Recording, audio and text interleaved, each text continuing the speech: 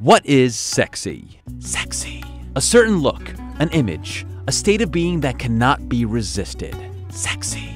A person whose mere presence is so alluring, you want them right here and right now. Sexy.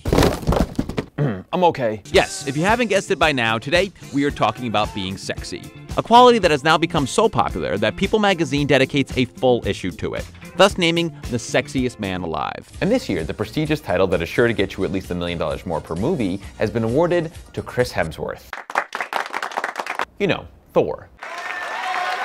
Chris Hemsworth, that 31-year-old Australian actor who looks like Alison Sweeney, is now known as People's Sexiest Man Alive. Until next year. Chris Hemsworth, yeah, I really don't have a problem with this selection. I mean, he's a handsome guy with great hair and a body that resembles my own, so it seems okay. But I do have an issue, and it stems from the last several years.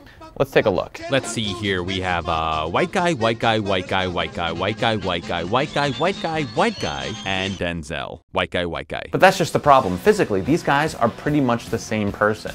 Clooney, Damon, Cooper, Channing, Reynolds. They're all that American or Australian white, handsome male.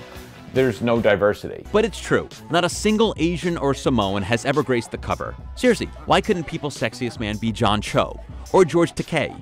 Or John Cho playing George Takei? How about Spanish, Persian, or from Mars? Or just one more black guy. Since 1985, Denzel Washington is the only one to have graced the cover. You're trying to tell me that in 1987, Harry Hamlin was sexier than Carl Weathers? Ha! And these guys are good looking, undeniably, but does it mean that they are sexy? I mean, every time I ask a woman what the sexiest quality in a man is, they say, has to be funny.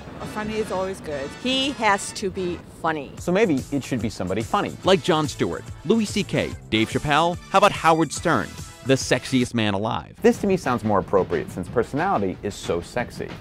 But it's never gonna happen. Sorry, John Lovitz. But regardless, congratulations to Chris Hemsworth on his new title. You coffee-drinking, cowboy-wearing, rope-tugging stallion. We salute you. And maybe, just maybe, next year, it'll go to somebody a little different. Like Rick Moranis. I believe in miracles.